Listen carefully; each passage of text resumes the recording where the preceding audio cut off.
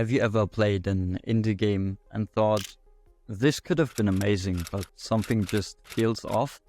So many indie games try to do too much. Imagine working on an RPG with crafting, survival, roguelike mechanics, and even a card battle system. Sounds cool, but it's a mess.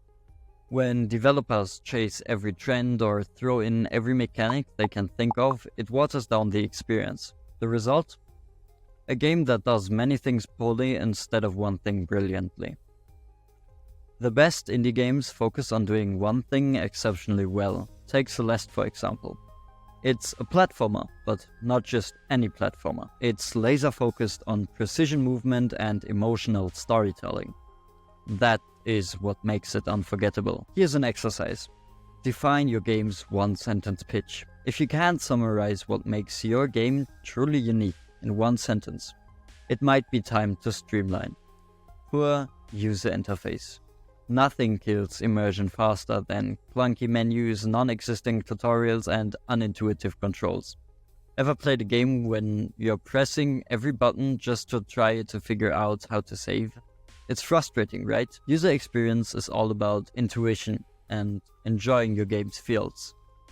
A confusing interface, like in a new Planet Coaster, can make even the best mechanics feel like a chore. If players have to dig through 3 layers of buttons just to adjust their volume, you might have already lost them.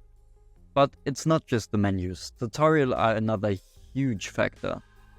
Some games throw in walls of text at players, while others leave them to fend for themselves. The sweet spot? A tutorial that feels seamlessly and interactive, like a part of the game itself. Playtesting in this case is your best friend, and what's really important is to watch real players, not just other developers, or playtest yourself interacting with your game. You'll be amazed at what you learn. Another big problem is the clone problem. We have all seen it. Pixel art roguelikes that scream, we want to be the next Hollow Knight, but here's the thing. Players can spot a clone a mile away. They are not impressed. Take inspiration, sure, but don't stop there. Hollow Knight wasn't just a Metroidvania.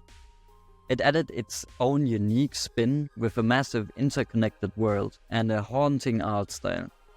Undertale didn't just mimic RPGs, it flipped the genre on its head with its quirky humor and pacifist mechanic. When designing your game, ask yourself, what am I offering that no one else is? If you answer nothing, it's time to go back to the drawing board. A great concept doesn't matter if your animations are stiff, your levels are unbalanced, or your bugs are game-breaking. Trust me, players' goodwill vanishes fast. Polish isn't just about fixing bugs though. It's about those little touches that make a game feel complete. Smooth animations, consistent art style, balanced gameplay. These are the things that separate an okay game from a great one. Think about games like Celeste. Every jump, every animation, and every sound effect, it all feels deliberate. That's polish. It's what turns good ideas into unforgettable experiences. Polish takes time, but it's worth it. Prioritize quality over quantity. It's better to have a small game that is polished than a sprawling, unfinished one. You can't just appear out of nowhere and expect players to find you. The build it and they will come mentality doesn't work in today's crowded market. One of the biggest mistakes indie devs make is focusing only on launch. But here's the truth. Marketing starts a long way before your game is finished. Build up hype early, share your progress, post clips, engage with the community, and show players why they should care. Games like Among Us didn't become hits overnight.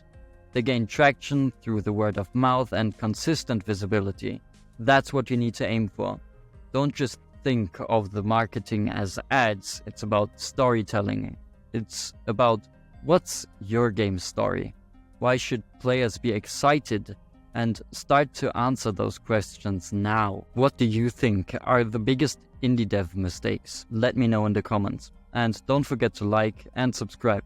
If you want to support me, Wishlist our upcoming game on Steam. Thanks for watching, and I'll see you in the next video.